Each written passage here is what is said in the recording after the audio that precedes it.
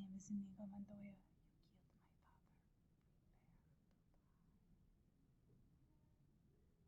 Anyways, that's from Princess Bride, one of my all-time favorite movies. I may or may not quote from it often. I did earlier today. I told a student that I wanted them to die and cut into 1,000 pieces, which is not true. I was joking, and it's a quote from the movie, Princess Bride. Anyways, by now you should be familiar a little bit with the 5 story elements, the 5 different aspects of any story that need to exist for that story to be complete. And those are plot, character, conflict, theme, setting. You see the 5 things that you're going to be needing if you're reading and writing a short story that's mad exciting. I embarrassed myself. Okay. Anyways, so this video I am not taking notes on the screen with you, but you need to take notes in your notebook, either your digital notebook or your in-person notebook if you're doing it by hand. So what I need you to do is to draw a chart like this in your notebook. A chart that has 5 different spots: plot, character, conflict, theme, setting. We will go over those 5 things, but we're going to go over them in the sense of a plot line. We'll talk about it in a minute. So when I talk about plot, you need to write down things in here. Character, need to write down things. Conflict, write down things. Theme, etc., etc. Now, like I said, I am taking the training wheels off a little bit. I'm not doing the notes with you, so you kind of need to pay attention. And I'll go back to this screen and type in a few things at the end just to kind of remind you what you should have maybe wrote there. But we are going to talk about plot line. And in doing so, we will be discussing all 5 of these things. So pay attention. All right, little children, pay attention. All right, so this is a plot line. A plot line is the general arc or way that the plot happens. Plot are the events of the story. The events of the story from beginning to end. The actual things that happen. Now, within the plot, we can't really separate the 5 story elements. I'm sorry, I'm moving my face so I can draw on this. We can't really separate the 5 story elements because they all show up because and during plot. So that's why I kind of want to talk to you about the story elements on the plot line.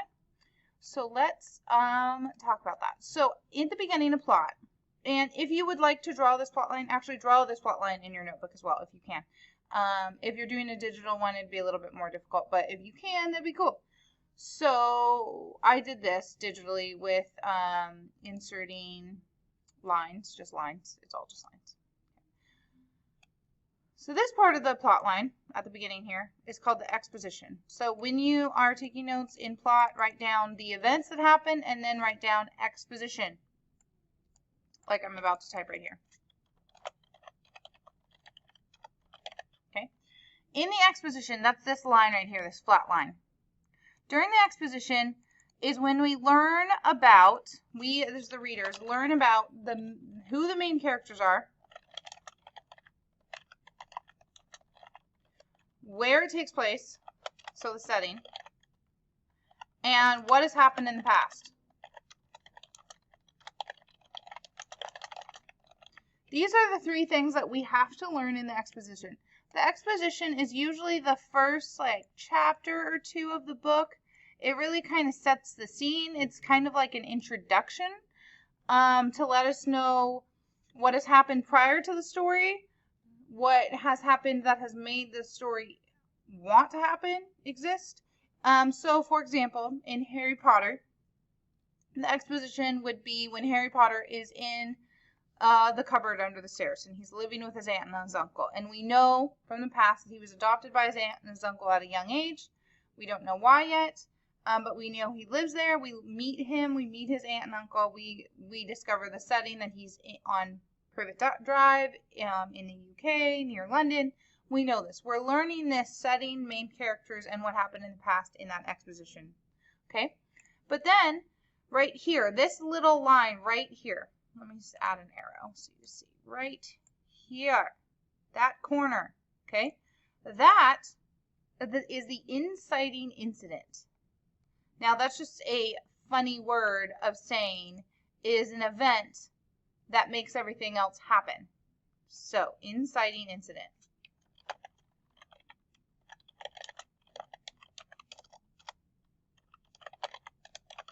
It's the event that starts the story.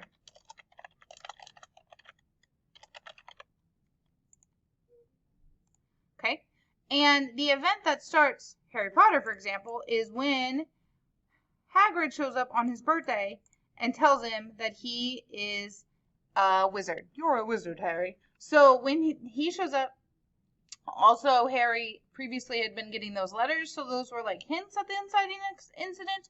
And then the actual inciting incident is when Hagrid shows up and says, you are a wizard.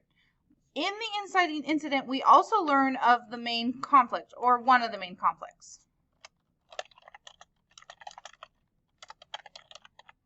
In Harry Potter, the conflict would be that he is a wizard, didn't know that he was a wizard, and his aunt and uncle had hid that from him and don't want him to be a wizard. So it's a conflict right there. So the first conflict arises in the inciting incident, and it is the event that starts the story. So the plot line begins, really. So like exposition is just normal life is happening. This is where they are. This is how they're living.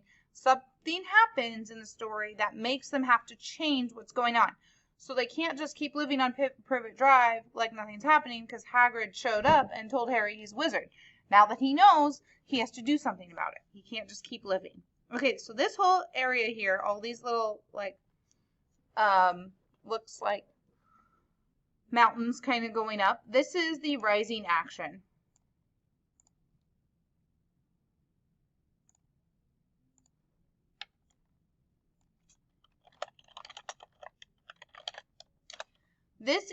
Are all the events that happen after the inciting incident.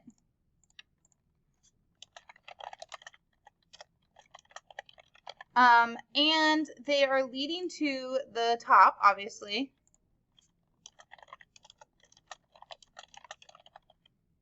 That lead to the climax, lead to, let me say, resolution of conflict. Okay. So in Harry Potter's case, we're going to think kind of just of book 1, where it's the my brain just stopped. The Sorcerer's Stone. So they get to Hogwarts. He gets to Hogwarts with his friends. They discover that Snape is kind of out to get them. That's one of these little bumps. So little bumps, there's things that happen. They go to Hogwarts. He becomes a Hufflepuff, or he becomes a Gryffindor. He meets Draco, and Draco's kind of mean to him and his friends. He meets, Ron and Hermione. They keep, they're living along. They learn how to do stuff. He discovers that he can,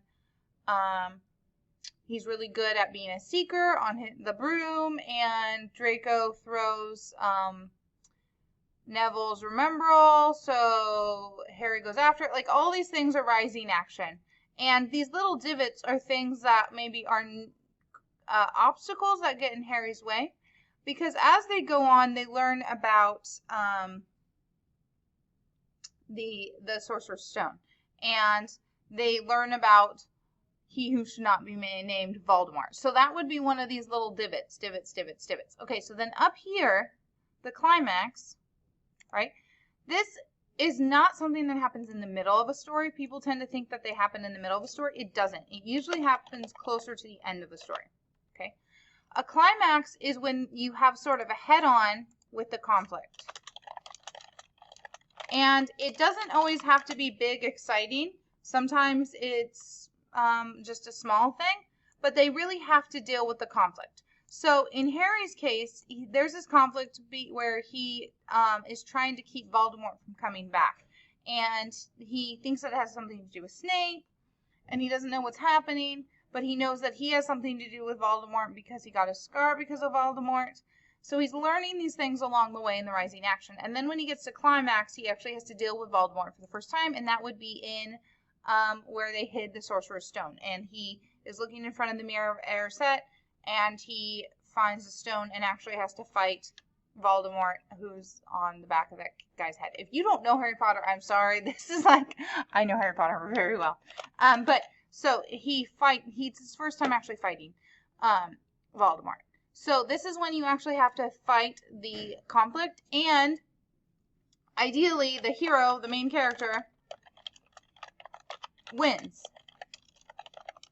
Now, they don't always win in a classic way, but they solve the conflict somehow. Sometimes they decide that what they were fighting isn't really what they want to fight, and they end up solving in a different way by changing their mindset or something like that. That's depends on the story. Okay, so then we have falling action. This is anything that happens after the climax that tries to, you know, when you have a big disaster happen, you have to then kind of clean up after it, right? So after he beats Voldemort, he actually passes out and goes to the hospital. So things haven't completely returned to normal yet for him, but he now is like dealing with it. He passes out. He has to go to the hospital. He has to recoup. So falling action is like recovery time for the main characters, okay? And then this last line down here is called the resolution.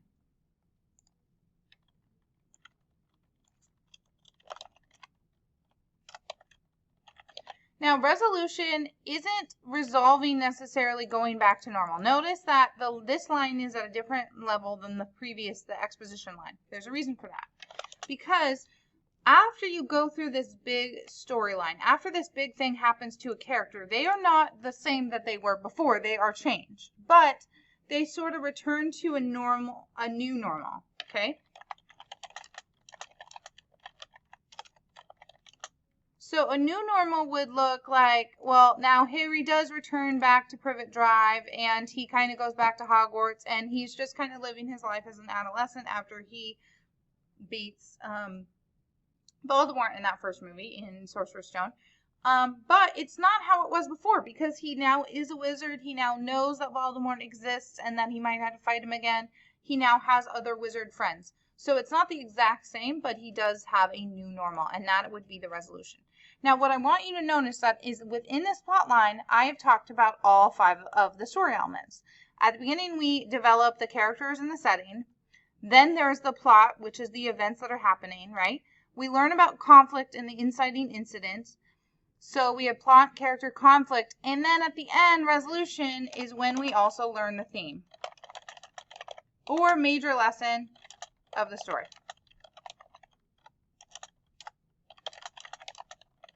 All right. Now, returning back to this. So if you were able to draw this in your notebook, awesome. If you could digitally, that's cool. But if not, I understand. Story elements, though. Back to this. For plot, you should have the events. You should have exposition, rising action, climax, falling action, and resolution. Okay. For character, you should have main person acting in story. It's like the main, yeah, but it's also and sub-characters, close alliances, and their enemies. So for Harry Potter, it'd be Harry Potter, obviously. And then we have Hermione and Ron and Hagrid and Dumbledore. These are all his alliances, right? And then we also have enemies, which would be like his aunt and uncle, his cousin, and also Voldemort, obviously. Snape sometimes. Conflict is the main problem in the story. The theme is the main lesson, life lesson to be learned from the story. And then finally, setting is where and when the story takes place. And that includes rules of the world and like commonalities of characters, like the culture. Okay, it's not just where, but also like how the communities around the characters act, like what is common in that story. Okay, so those are your story elements, and that is your plot line. Make sure you have this stuff written down. Okay, bye.